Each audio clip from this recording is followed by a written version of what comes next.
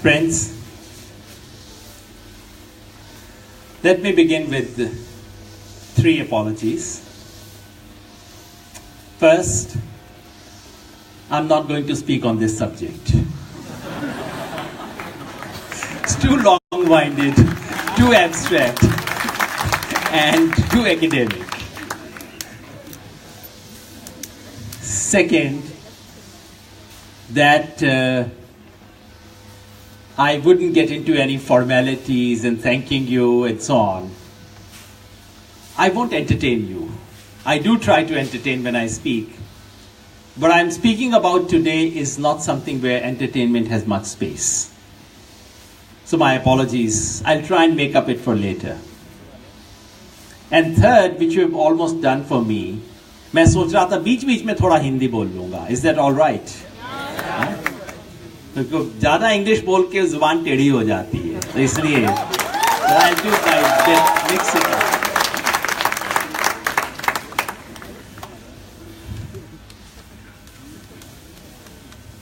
What I'm going to talk about today, and I thought this is the right forum, not only because this is an institution which has produced some of the great alumni. Like many of you, I'm also a fan of Medadi, and an institution that has produced people like her, students like her. That institution surely deserves to share more than just academic gossip. Also because the lecture has been organized not by institution formally, but by the students. That gives me even more freedom.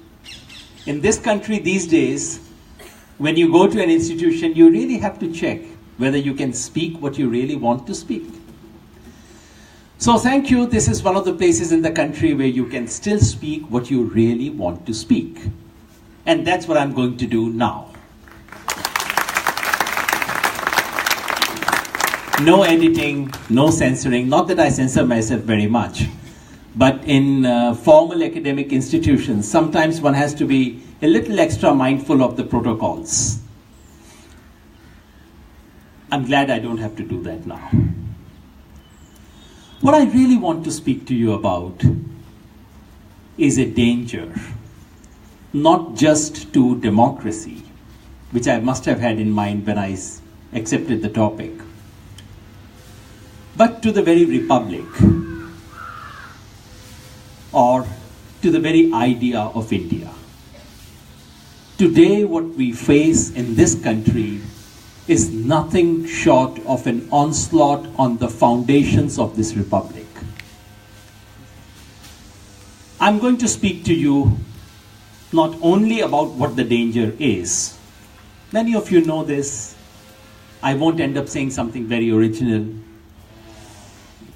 And there's no point beyond an extent of simply saying what's wrong, how rotten the situation is. Punjabi has a word that captures it best. They call it syapa. You know, mar gaye, lut gaye, hi, kya ho gaya. You know, there's no point doing that. I find it cowardly to do so. You know. So, I'll quickly pass on then to talk about why we are where we are.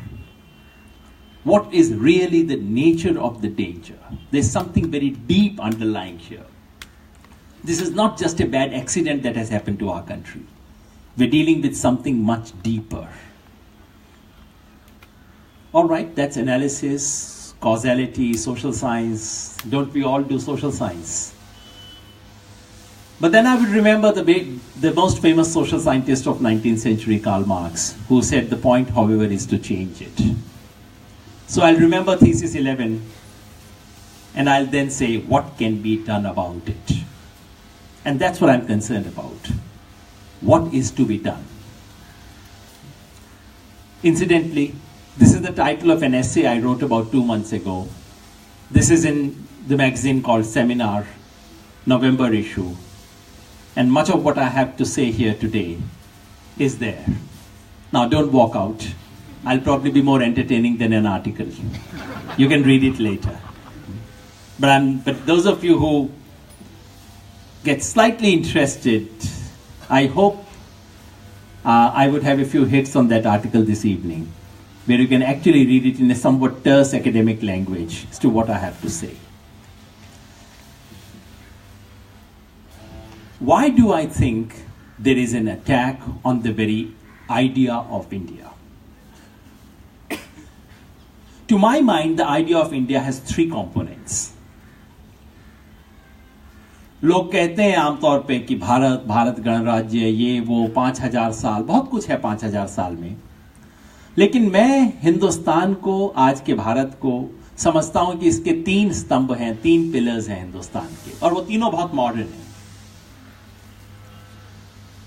First, the idea of democracy. We did not invent the idea of democracy. And to say that it's coming straight from Lichvi Ganatantra is all nonsense. We borrowed it. But we were the first country in the world that democratized the idea of democracy. That democracy could be practiced in conditions of illiteracy among very poor was an idea unknown to the world. It's only when democracy functioned in India that we could convince the world that democracy could indeed be globalized. That idea of democracy. Second, diversity. We are not the only diverse country in the world. We are not the only place where diversity has existed or continues to exist. Diversity is the norm. Anything other than diversity is an aberration in nature and anywhere else. And it has existed everywhere. But we were the first nation state in the world to embrace diversity. Because in European history, they thought that nation states need internal cultural homogeneity. One nation, one culture, one religion, one race, one language. This is the history of European nations. That you could have a nation state called India with such deep diversities was unthinkable 70 years ago. That it would survive was not something anyone believed. We made it possible to think about. In that sense, diversity is that second pillar on which India stands. And the third is development. Not development per se.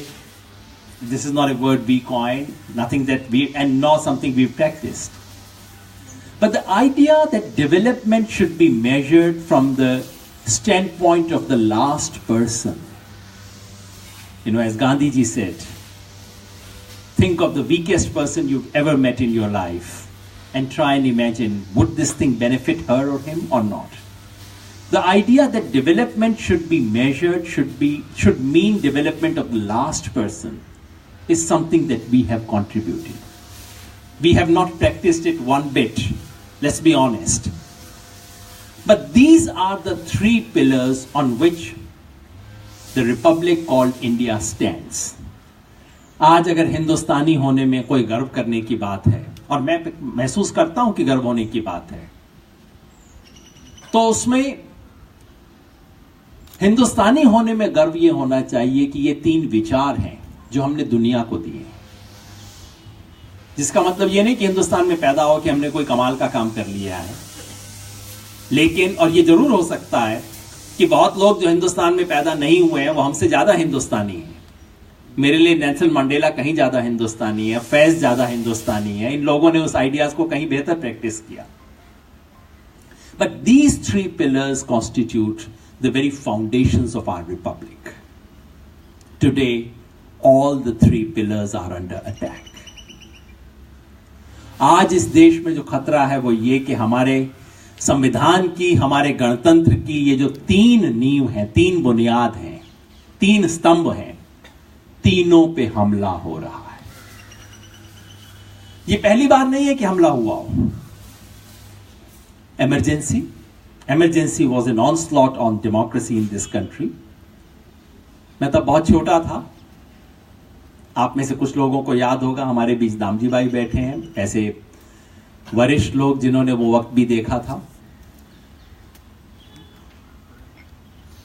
आज हम जितनी भी सुंदर कहानियां emergency के बारे में कह लें, of popular struggle against emergency, सच बात यह है कि सब बिछे हुए पड़े थे जमीन पे, सब झुक गए थे. और जैसा किसी ने कहा था, when people were asked to bend, they started crawling. This is the reality of emergency. So don't be surprised by what you see on television channels every evening. This happened during emergency. Everyone was crawling. Judiciary had given in. Some of the finest judges of this country were complicit in accepting emergency. Justice Bhagwati, Justice Chandrachud, some of the finest judges of this country, they had given a shameful judgment called the Jabalpur case, if you remember, which actually said all human rights can be suspended during emergency, and that's all right. Both of them were dignified enough to apologize later on. But that had happened. So this country has seen earlier onslaughts, and we've come out. Remember both the things. Remember that we've gone through this, and remember that we've come out of it. Both the lessons are worth remembering. So we've seen onslaughts. What is special about the current onslaught? We've seen other onslaughts as well. 1984, massacre of Sikhs. This was an onslaught on the idea of diversity that India had embraced. 2002, Gujarat, an onslaught again on the foundations of our republic. The idea of development for the last person, I think it's only reasonable to say that we've seen onslaughts on that idea every single day of the last 70 years. तो पहली बार नहीं हो रहा कि हमारे pillars पे attack हो रहा है. But there's something very special and sinister about what's happening now. What is sinister is this, that for the first time all the three pillars are being attacked simultaneously. Emergency में एक पे attack था, 1984 में दूसरे पे attack था, तीनों पे एक साथ हमला, इतना विगरस हमला, और ऐसा हमला जिसमें देश की जनता के बड़े हिस्से को शामिल किया गया है, वो पहली बार होगा. So in that sense, this is not merely a challenge to Indian democracy. It's not only a challenge to Indian nationalism. This is truly a challenge to all the foundations of our republic.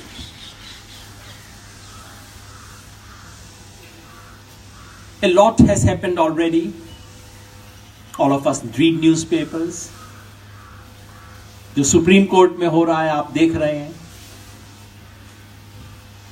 पहली बार इस देश के इतिहास में supreme court के 4 जजेस ने आके बाहर कुछ बोला. और ये मत सोचिएगा कि वो कह रहे थे कि चीफ जस्टिस कुछ गड़बड़ कर रहा है. Please, that's not about it. It's not about 4 judges versus the CJI of India. They were saying something else. If you think that your senior colleague is misbehaving, if you think he's not following protocols, you don't come out and say, we don't want you to think that we had sold our souls. You don't say these things. You simply say, this fellow doesn't know how to work. We don't believe in him. Why are they talking about selling this? That they are simply saying, what they are saying is, please don't remember us as Bhagwati and Chandrachud. We are different. This is not about judges versus CJI. It is about attack on the institution of judiciary by the executive, by the government of the day, by the ruling party of the day. आप देख रहे हैं parliament में क्या हो रहा है, और आप रोज देख रहे हैं कि मीडिया में क्या हो रहा है. रेस्पॉन्सिबल मीडिया आपने देखा होगा, इरेस्पॉन्सिबल मीडिया देखा होगा. You have all kinds of media in this world. but I have never come across media in this country, or anywhere in the world actually, which makes it principal business to attack opposition all the time. Yesterday, budget is being presented, and you have a channel which says, shouldn't Rahul Gandhi be ashamed of X, Y, Z? I don't remember Rahul Gandhi presenting the budget yesterday. Someone else had presented the budget yesterday. He can be proud, he can be ashamed, but it's about him. It's not about someone else. For the first time, unlike in emergency there was censorship, but you knew there was censorship. When I read newspapers in emergency, I knew these were censored newspapers. The government of the day could prevent newspapers from carrying some news.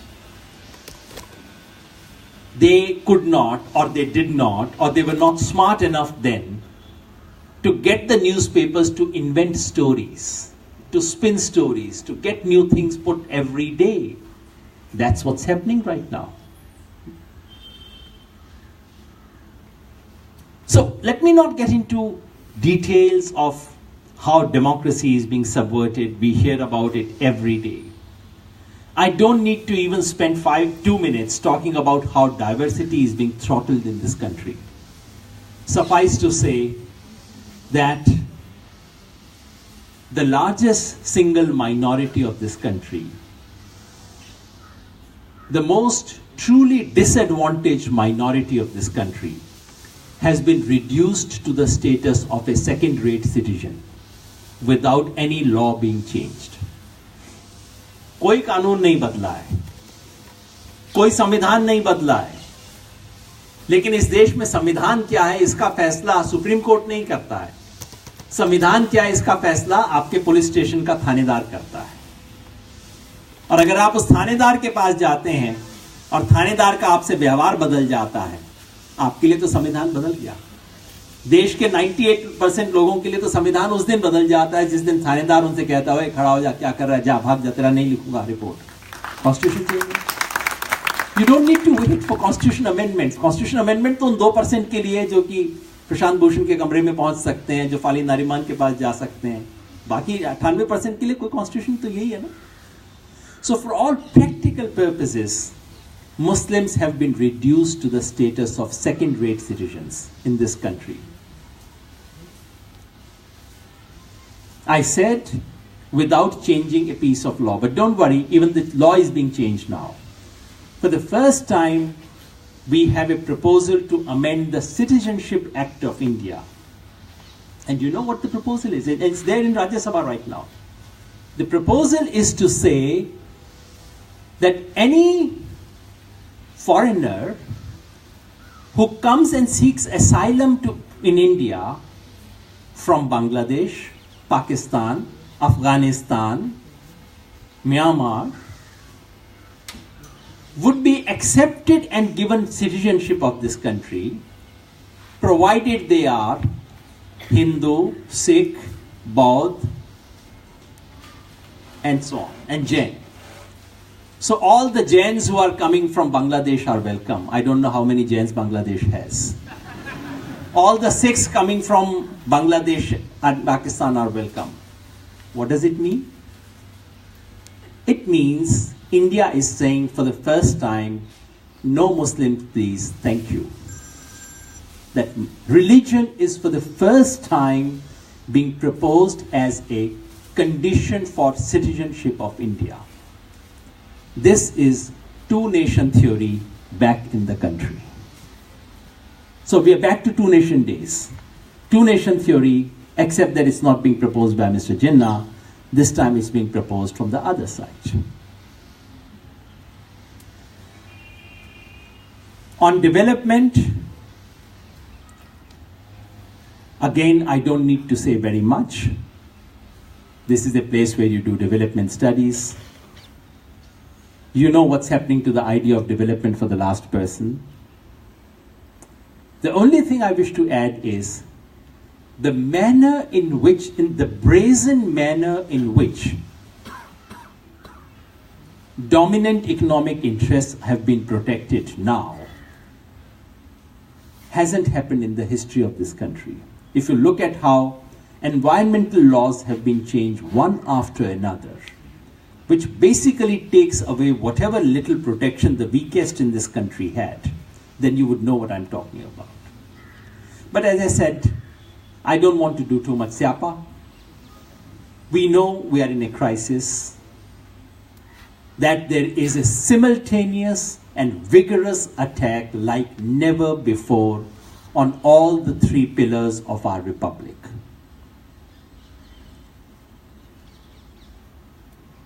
The next step is to simply say, this attack has much deeper sanction than we think it has.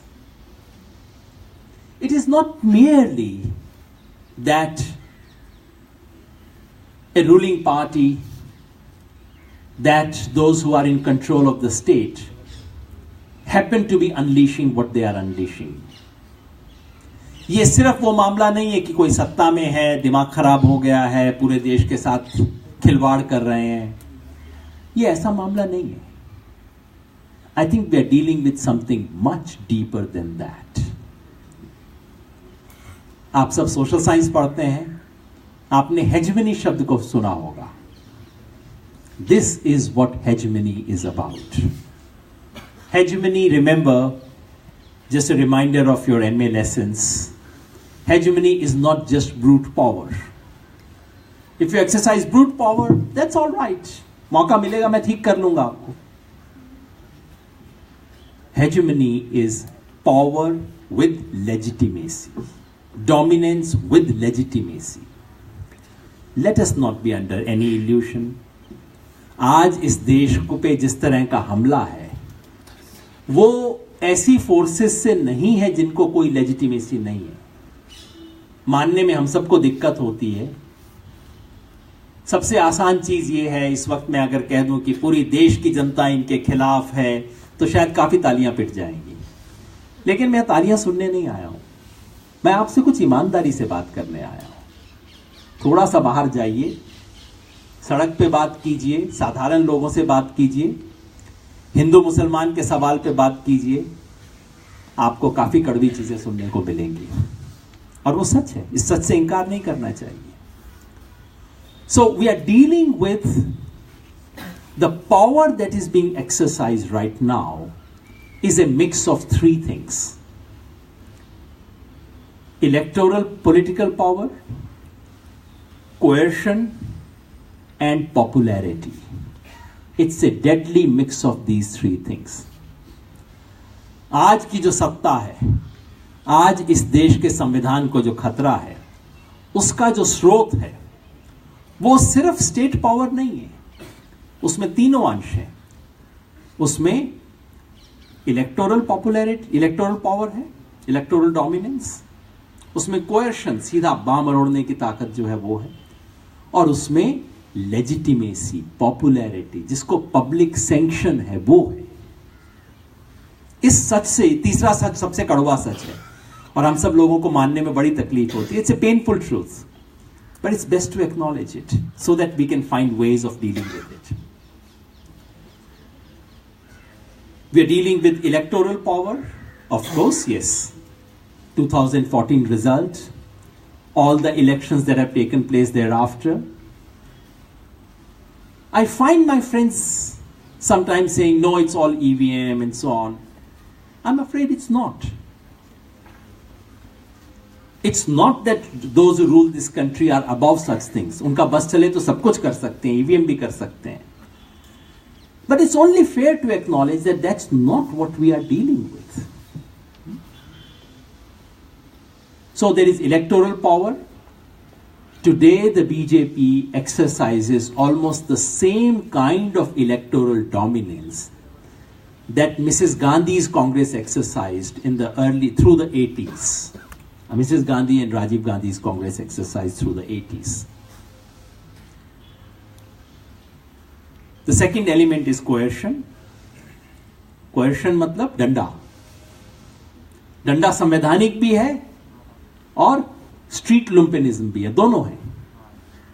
संवैधानिक डंडा मतलब पहली बार देश की, पहली बार नहीं, शायद emergency में भी उसके कुछ हिस्से हुए थे, constitutional legal authorities are being used for purposes of coercion of public, silencing the voices of dissent. And apart from constitutional institutions being used for that, being misused for that, there is also straightforward street lumpenism, just गुंडागर्दी। और हमेशा हुआ दुनिया में, जब भी इस तरह की डेमोक्रेसी पे ऑनस्लॉट हुए हैं, उसमें वर्दी वाले लोगों का इस्तेमाल हुआ है और बिना वर्दी वालों का इस्तेमाल हुआ है। हमेशा दोनों का कॉम्बिनेशन इस्तेमाल होता है। That's what we are witnessing today. So police, armed forces, all kinds of vigilance authorities are being used, and the lynching that we hear about which those in power keep strange silence, हर दूसरे हफ्ते खबर आती है, हर 10 दिन में खबर आती है। ध्यान से लोकल खबरें देखें तो हर दिन खबर आती है, आज यहां हो गया, आज उसके घर अटैक हो गया, आज उसको मार दिया, ये कर दिया। ये सब उसका हिस्सा है। लेकिन इस इलेक्टोरल डोमिनेंस और कोएर्शन के अलावा एक तीसरी चीज है लेजिटिमेसी। बहुत सारे साधारण लोगों को महसूस होता है कि जो हो रहा है शायद ठीक ही हो रहा है। हो सकता है यहां बैठे हुए हमें महसूस नहीं होता हो, जेएनयू में बैठ के भी ये महसूस नहीं होता, but then these are islands. Let us not fool ourselves. We must keep in touch with the world outside these islands, and when you step outside, अपने घर जाइए, रिश्तेदारों से बात कीजिए। हम लोग क्या करते हैं, कई बार ऐसी इंस्टीट्यूशंस में आके अपने घर परिवार से थोड़ा टेंशन हो जाता है। घर जाते हैं तो मम्मी पापा ऐसी बात करते हैं, क्या बात कर रहे हैं आप, छोड़िए ना। फिर उनसे बात बंद हो जाती है पॉलिटिक्स पे। जैसे मेरी सिस्टर कहती थी मुझे कि तेरे से बात करने का कोई फायदा नहीं है, तू तो ऐसे कहेगा ही कहेगा, मुझे पता है तेने तो ऐसे बोलना ही बोलना है। वो हमसे बात करना बंद कर दे तो चलता है, कुछ देर में हम उनसे सुनना बंद कर देते हैं। हमारे कान अपने समाज से बंद हो जाते हैं। वो नहीं करना चाहिए। We should listen to that very carefully. That casual relative, बचपन में जो क्लासमेट होता है, अचानक कहीं पे मिल जाता है, बहुत ध्यान से सुनना चाहिए, because the society speaks through them to us. And if you open your ears to these conversations, you would realize what I'm talking about, which is that the regime actually enjoys some degree of legitimacy. All this is happening. This cannot possibly happen without some legitimacy. That is the real danger. So we are up against hegemonic power. And taking on hegemonic power is not an easy thing.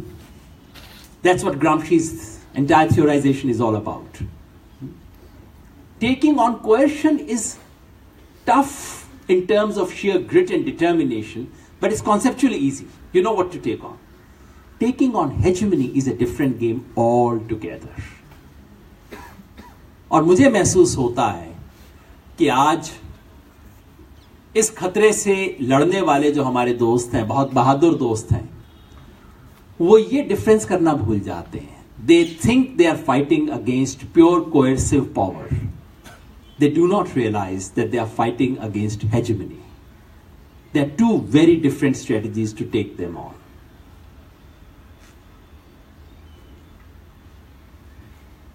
मैं बताऊंगा इसका मतलब क्या है. इसका मतलब यह है कि कुछ चीजें हैं जो हमें नहीं करनी चाहिए. अगर if you are up against pure coercive power, you know, there have been regimes where everyone hates the dictator, but the dictator is in power. You know, everyone hates him. There is one way of taking that dictator on. The other is the situation that we are in. And if we handle the first situation with the second kind of equipment, second situation with the first kind of equipment, it won't work. So, right. The challenge, therefore,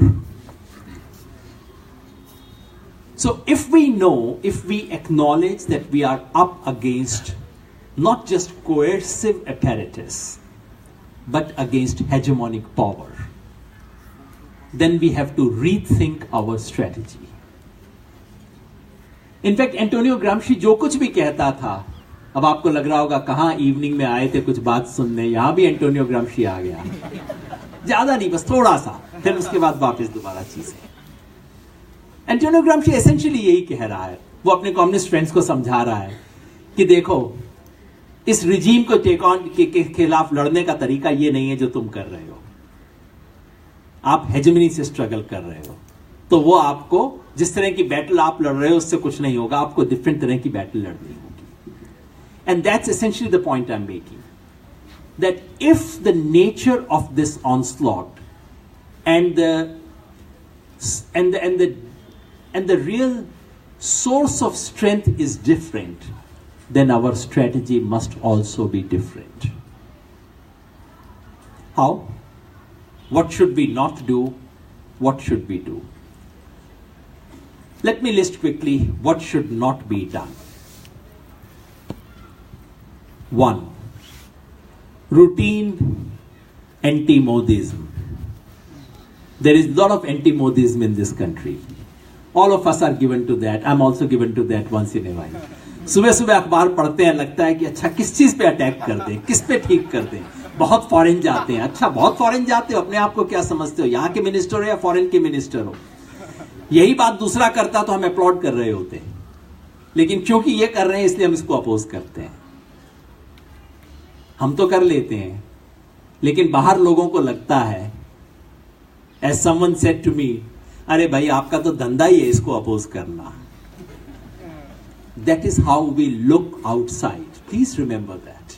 इनका तो धंधा ही है oppose करना, कोई काम नहीं है. सुबह सुबह उठ के सोचते हैं मोदी को कैसे अपोज किया जाए. Sorry, this won't work. It's not a good policy anyway, and it won't work. Second, simple trying to gather everyone that happens to be against the ruling party. इसको बहुत बड़े बड़े नाम दिए जा सकते हैं, लेकिन ये opposition unity का जो खेल है कि you happen to be against the person I'm trying to oppose, so you are my friend.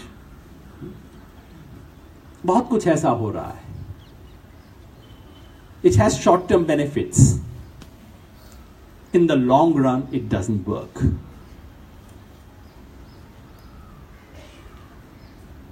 If your only and only intent is to somehow alter the result of the 2019 Lok Sabha election, then it may have limited benefits. It may. I have doubts, but we can talk about it. But if the object is to take on the onslaught on the foundations of this republic, then this won't do. अगर आप हर तरह के, हिंदी में वो कहते हैं भानुमति का कुनबा जोड़ा, कहीं की ईंट कहीं का रोड़ा, भानुमति ने कुनबा जोड़ा. So gather everyone who happens to be opposed to this fellow that I want to oppose. The result is that you look so unprincipled, and there is no moral ground on which you can stand. And in this moral battle, if you do not stand on a moral ground, there is no hope in hell that you can do anything. Third, what should not, must not be done is to distance ourselves from popular culture. ये बात पता नहीं कितनी मैं समझा पाऊंगा इस stage पे, बाद में मैं इस पे कुछ कहूंगा. होता ये है, मैं एक दूसरा वाकया लेके आपको समझाता हूं. I remember 6th December 1992. I was living in Chandigarh those days, used to teach in a university. For those of you who've seen the city at some stage, I found it so suffocating, that city.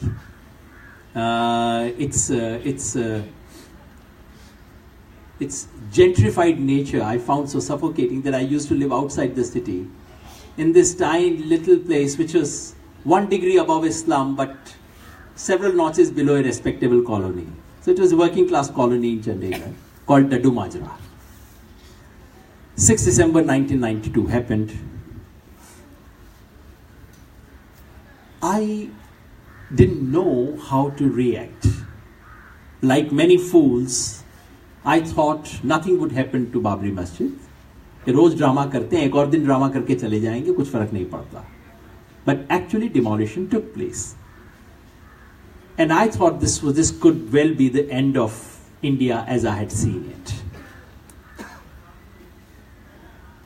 I went to my neighbors. This was sort of curfew in the city. सारे देश में कई शहरों में curfew लग गया था. So curfew in the city.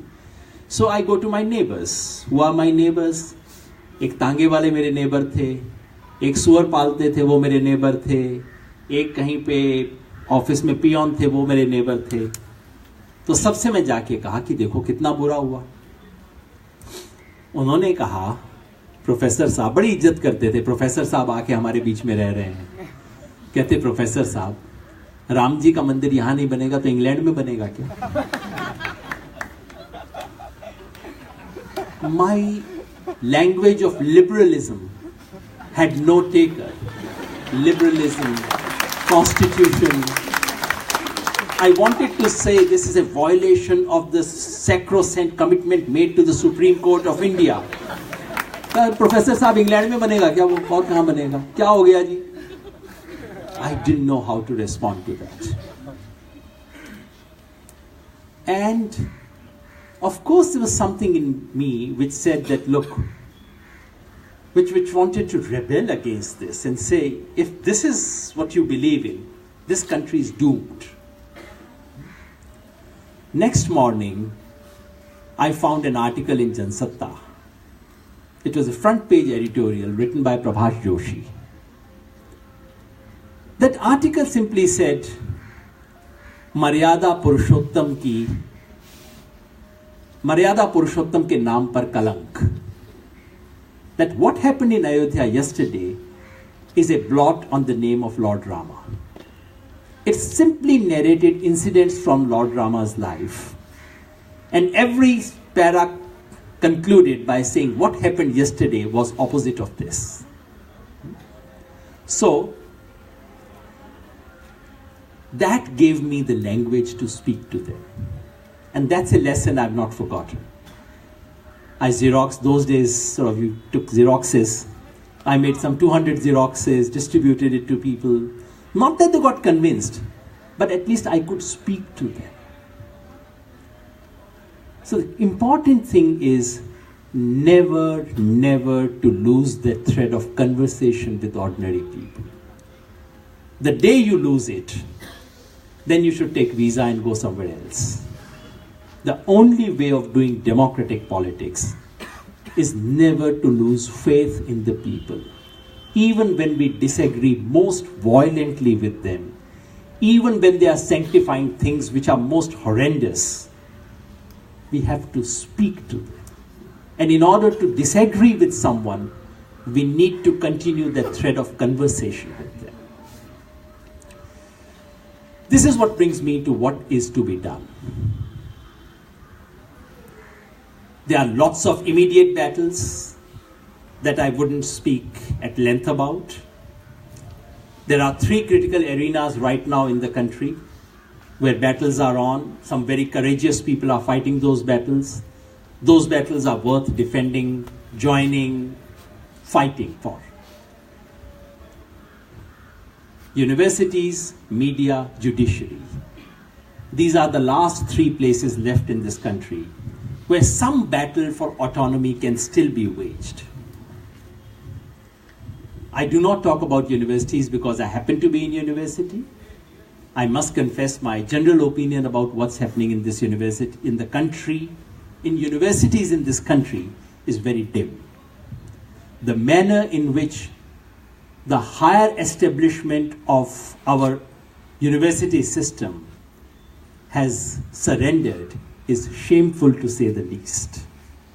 पूरे देश में पूरे देश में हो रहा है. जैसे हिंदी में कहते हैं ना, बिछ गए, सब बिछे पड़े हैं सामने. And there are universities where in order to decide who you should invite for a normal seminar on Indo-Nepal relations, you have to seek Vice Chancellor's permission. And that is politically vetted. This is what's happening in the country. Judiciary में क्या हो रहा है, media में क्या हो रहा है, मगर तीनों जगह अभी स्ट्रगल बाकी है. तो ये स्ट्रगल लड़ने की है, बहुत बड़ी लड़ाई है, लेकिन ये डे टू डे स्ट्रगल है, इसलिए मैं इस पर बहुत बोलूंगा नहीं. अभी हो सकता है हमारा 60% टाइम इसी में लगाना चाहिए, लेकिन उस पर सोचने की बात नहीं है. स्ट्रगल आपकी आंख के सामने है, आप लड़ रहे हैं, लड़ना चाहिए. मीडियम टर्म में क्या स्ट्रगल्स है? In the medium run would mean next 2-3 years. There are two big sources of resistance. If we want to reverse this onslaught on the idea of Indian Republic, the two real sources of resistance right now are farmers' struggles and the struggle of the youth. I do not mean to underestimate all other struggles. I'm not saying there are no other struggles. But for various reasons which I cannot go into right now, politically these are the ones which are going to make difference. देश के किसानों में आज जिस किस्म की बेचैनी है और जिस किस्म का दबा हुआ गुस्सा है, वो इस देश को बचा सकता है. गुस्सा कई बार बहुत खूबसूरत चीज होती है, वो गुस्सा बचा सकता है. और जब यूनिवर्सिटीज में मेरे जैसे सफेद बाल वाले प्रोफेसरान को सरकार अपने अंगूठे के नीचे दबा के रखे हुई है, यूथ को दबा नहीं पा रही है, उनको अंगूठे के नीचे रखती है और फिसल के बाहर निकल जाते हैं. These are the two real sources of hope in this country. When I look at the next 15 months, when I look at the next 2 years, these are the two sources that I look for. What's happening there? And these are the two struggles worth joining. अगर कुछ भी करना है, मैं बहुत दोस्तों को कहता हूं, इधर उधर की चीजों में वक्त जाया ना कीजिए. These are the two struggles which would be politically. So someone says, what about Dalit struggle? Of course it's important. It will change the shape of both these. The farmers' movement has to be a Dalit farmers' movement. The farmers' movement has to keep women farmers in the front. But politically, these are the two biggest hopes for our republic in the next 15-20 months. But I want to look beyond 20 months. Because as I said, the challenge to the republic is not an accident. It is not that just a bad accident happened in this country in 2014. And let's forget it, ठीक ठाक हो ही जाएगा. Unfortunately, that's how much of the opposition is reacting. That's not true. There's something much deeper here. And in order to take on that deeper thing, there are 3 long-term battles that we have to take on. 3 arenas need to be recovered. And we are where we are. We are in this sorry state today because we have lost these 3 battles. Unfortunately, these 3 battles cannot be won in the next 15 months. Cannot be won in the next 2 years. Maybe it's at least next 10 years. Doesn't matter who's in power. Doesn't matter who in 2019. This challenge is here to stay, and we have to fight these 3 battles. Basically, we need to recover the legacy of nationalism. We need to recover something of our religious languages. We need to recover traditions. We have lost all these 3 battles in the last 50 years. And it is because we lost these 3 battles that we are in this situation where those who did not shed one drop of blood for the freedom of this country can claim to be the inheritors of nationalism in this country. Those who have, my blood boils when I think of it. There were days, I spoke to someone in Gujarat the other day, and he said, बेटा और मैं नहीं जानता, मेरे पिताजी ने कहा था इन लोगों ने गांधी की हत्या की है, इनसे कभी छूना मत इन लोगों को. This was the day in this country. And today they can claim to be inheritors of nationalism of this country. What a shame, not on them, shame on us. What have we done to this nationalism? We are the proud, should have been the proud inheritors of one of the most open liberal nationalisms of this universe. Our nationalism is not European nationalism. It is not racist nationalism. It is not inward-looking nationalism. It is not jingoist nationalism. Our nationalism is where someone who composed our national anthem thought nationalism was a very bad idea. He could write a book against nationalism. And we remember him as the greatest nationalist icon, Rabindranath Tagore. He wrote against nationalism. Yet he is our greatest national icon. We are inheritor of the most liberal, the most rich, the most open-ended nationalism in this universe. And we've given up on it. On religion, I really think, I honestly think, I know there are many friends who disagree, and please express your disagreement.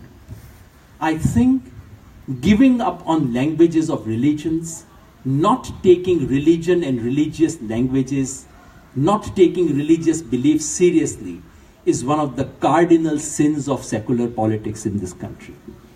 We are guilty, we are criminals. I do not say religion. This country is proud inheritor of several religions. All of them are our religions. But tell me, what is it? What is it that I wish to say as a feminist for which I cannot invoke Basavanna? What is it that I wish to say as a socialist for which I cannot invoke Nanak? It's there in my tradition. It's there in these religions. By not taking religion seriously, we have reduced secularism to the belief of the atheist. An ideology of atheism has a place in this country, has a legitimate place in this country.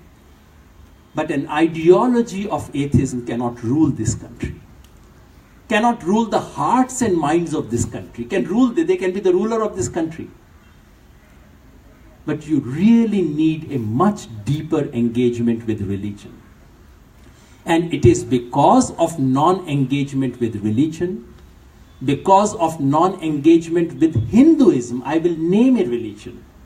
It's non-engagement with Hinduism which has resulted in one of the worst crimes being perpetrated in the name of Hinduism. We are guilty for it. And finally, traditions. I've partly covered it here. But dealing with popular culture and traditions, unfortunately, beginning with languages, those people like us that I'm addressing here today are trapped in English language. लिखते भी English में हैं, पढ़ते भी English में हैं, सोचते भी इंग्लिश में हैं. इस देश के 100 बड़े इंटेलेक्चुअल से अगर मैं पूछ लूं, when was the last time you read a full book in any language other than English? When was the last time you wrote one full page, one A4 size page in a language other than English? I think that would disqualify about 80 out of 100 top intellectuals of this country. देश के 98% लोग, 99% लोग जो भाषा बोलते हैं, भाषा आप बोलते नहीं हैं, और फिर आप सोचते हैं कि लोग आपकी बात क्यों नहीं सुन रहे हैं? अरे आप इंग्लैंड में जाके फ्रेंच बोलना शुरू कीजिए. I mean, this is what's happening in India is classic Russia of the 19th century. The Russian elite, as you know, used to speak French. They wouldn't speak Russian. And they wondered why these people don't quite understand them. Honestly, this is the case with much of the secular, liberal, progressive elite of our country. They are so cut off. ना तो उनकी भाषा सुनते हैं, ना उनकी भाषा पढ़ते हैं, ना उनकी भाषा लिखते हैं, फिर क्यों हम हैरान हैं? So beginning with language, but language for me is not literally language, Hindi, English, Bengali and so on. It's also language as metaphor. We don't speak, we don't experience the world in the metaphors that ordinary people of this country experience. उस traditions में नहीं सोचते हैं, और इस देश के traditions में इतना कुछ है जो महान है. अब मेरा कोई साथी खड़ा होकर कहेगा कि बहुत कुछ कूड़ा भी है. हाँ है. कौन सा दुनिया का ट्रेडिशन होता है जिसमें कूड़ा नहीं होता? दुनिया की कौन सी नदी होती है जिसके अंदर कूड़ा नहीं आता? कूड़ा आता है, पर आप नदी का पानी पीना बंद थोड़ी कर देते हो क्योंकि कूड़ा है उस नदी में. कूड़ा साफ करते हो, नदी से पानी पीते हो. That's how we need to deal with traditions. There's a lot of nonsense in our traditions like everywhere else. There's a lot of bakwas in our religions like every religion of this world. Clear it up, but drink from it. So to my mind, these are three deep, long-term cultural battles to be fought. I'm already graying. And the easiest thing in the world for someone who's graying is to believe that the world was golden in those lovely days when I used to be young. And things have, ab to bas kuch bacha hi nahi. The town where I grew up was on the borders of Pakistan. And the most, the most touching expression used to be, "Oh, ta reh gaya ji Pakistan." We've left that behind in Pakistan. So that sort of nostalgia is very common at the age where I am. But let me be honest. The fact is that my generation and the generation just above me is guilty. We have let this republic down. Honestly. I'm glad Professor Parasuraman is nodding his head. I really feel my generation and the generation of my father. My father started teaching in 1952, so just after partition. These generations have let this country down. I don't want you to do this. We inherit a great country. We face one of the biggest onslaughts in this country. In order to save it, it's not just pure courage. Yes, we need courage. We need good heart. We need to think. We need to relate to that great tradition, the great civilization of which we are the proud inheritor. I'm sure your generation will not let us down. Thank you.